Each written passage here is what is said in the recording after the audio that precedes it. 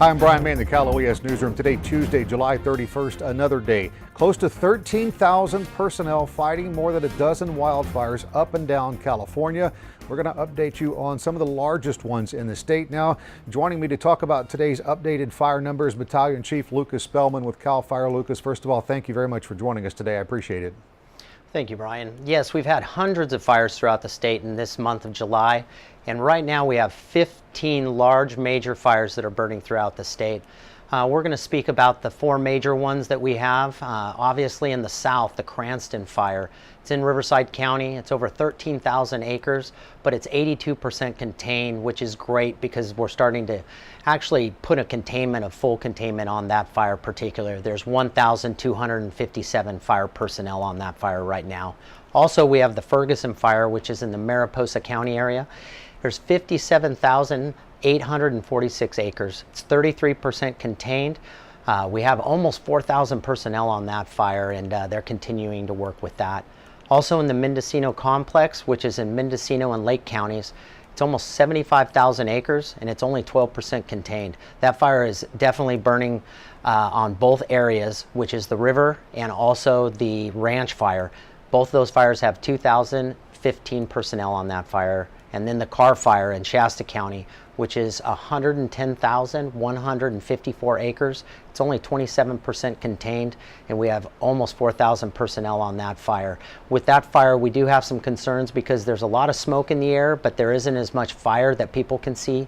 The fire is still burning rapidly up into the areas, so we just ask everybody to maintain their awareness of what's going on around them, and if they feel unsafe, that they need to evacuate the area. Lucas, weather plays such a huge role in what you guys at CAL FIRE do. Can you talk about the conditions moving forward this week? Well, the weather is getting a little bit cooler, but we're not out of the woods yet. It's still going to be hot, dry. The weather conditions are impacting the firefighters. And so as we look forward to this week, we just ask people not to be complacent. Even though it's a little bit cooler, this is still well within that wildfire burning conditions. And so we just continue to ask people to be cautious of what they're doing and try to maintain anything that they do outside, maybe no later than 10 o'clock in the morning. And weather aside, what are some of the other challenges you see going forward?